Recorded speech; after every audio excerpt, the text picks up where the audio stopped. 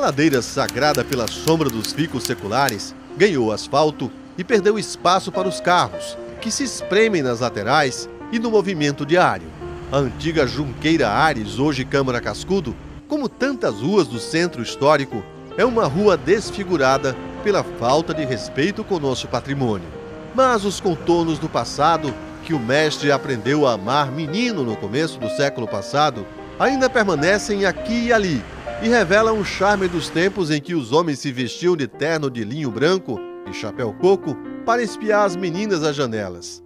Em 1929, casado com uma mocinha miúda de nome de Flor, Dona Dália, Cascudo mudou-se para o casarão de número 377, de fachada vistosa e 4 bancadas que se abriam para o Potengi.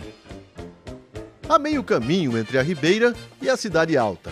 Aqui nasceram seus 2 filhos, Ana Maria e Fernando Luiz. Aqui ele construiu com esmero de artesão uma das obras fundamentais da literatura brasileira de todos os tempos. Como escritor, eu acho que a principal virtude dele foi a aproximação, a proximidade que ele teve com o povo. Então ele achava que se ele tinha que pesquisar a jangada, ele tinha que falar com o jangadeiro. Por que ele tinha que ficar trancado dentro de uma biblioteca? Então ele tinha que ir parodiando Milton onde o povo estava. E foi exatamente o que ele fez.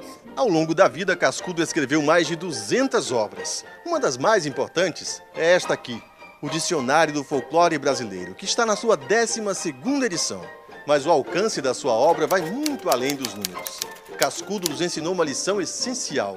Qualquer coisa que nos diga respeito, por mais banal que pareça, é importante demais para ser esquecida.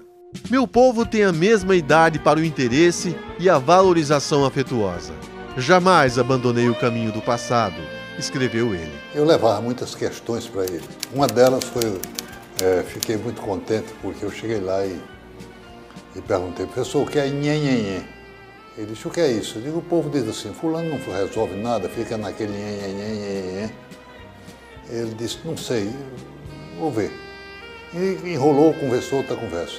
Depois me disse, dias depois ele disse que eu fosse lá e eu fui, ele disse, descobri, se não for verdade é no mínimo sedutor, a minha hipótese é sedutora. Nhenhen é o verbo tupi, nhenhen significa falar em tupi, então falando. O português era taciturno, fechado, o índio era palrador, era conversador. Ele faz um livro muito famoso que é o Meleagro, sobre o catimbó, e ele simplesmente pega um tamborete e vai para dentro de uma sessão. E enfrenta, inclusive, preconceitos. Naquela época, era perseguido pela polícia e ele pede desculpa na introdução do livro, dizendo que não fez a pesquisa como queria, como gostaria, porque estava lá na sessão anotando e vinha a polícia e todo mundo saía correndo, inclusive ele. Na casa aconchegante, Cascudo se dedicou de corpo e alma a entender nossos costumes e falares, nossa comida, nosso jeito de dormir, nossos medos e crenças. Nada escapava à curiosidade infantil do mestre do folclore brasileiro. Ele era um erudito absoluto. O que ele dizia, ele era para mim um antecessor da internet em si, porque ele era o conhecimento que você encontra na internet. O que queria saber tinha que perguntar.